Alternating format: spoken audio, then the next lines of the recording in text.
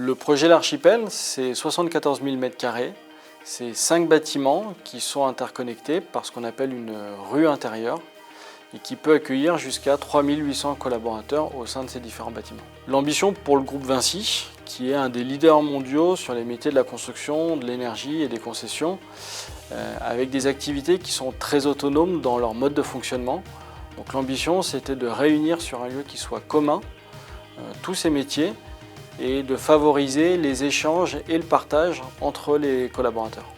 Alors les grands enjeux du projet L'Archipel, pour nous, il y avait deux enjeux. Il y avait un enjeu très utilisateur, réussir à les faire arriver, se connecter directement sans se poser de questions, la simplicité maximum pour les utilisateurs.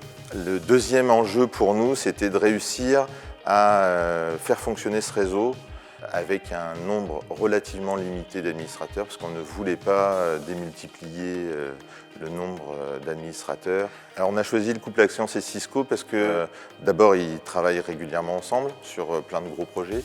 Moi j'avais l'habitude de travailler avec Axians et Cisco parce que leur solution était pour nous la plus mature du marché pour répondre à nos besoins d'automatisation, etc. Nous avons deux volets d'architecture réseau qui sont particulièrement intéressants. Le premier, c'est le concept de switch en faux plancher. Sur Archipel, les commutateurs réseau qui fournissent la connectivité sont hébergés à proximité des utilisateurs directement dans les faux planchers.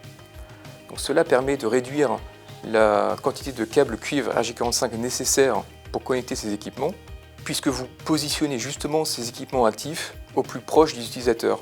Sur Archipel, c'est un peu moins de 50 locaux techniques qui ont ainsi été économisés et ça représente en termes de kilomètres de câbles environ 250 km de câbles.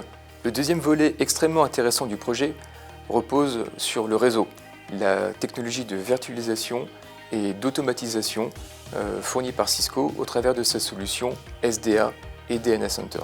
Concrètement, vous branchez un équipement, le réseau authentifie cet équipement-là, le classifie, lui donne des droits d'accès et apporte une visibilité à l'administrateur sur son état de connexion. La grande promesse de DNS Center, c'est de préconfigurer des grandes stratégies réseau et qu'elles soient disponibles à n'importe quel point réseau sans avoir à reconfigurer port par port. Demain, sur la partie IoT, on peut connecter des objets connectés sur notre réseau utilisateur parce que je sais que je pourrais configurer DNS Center de façon à ce qu'il soit à l'endroit où je veux qu'il soit au niveau réseau.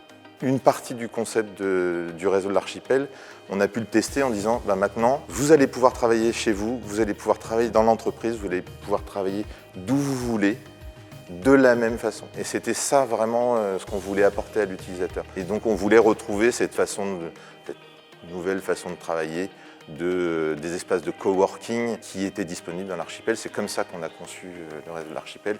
Et après presque un an maintenant d'utilisation, ça fonctionne plutôt bien. On est plutôt très contents.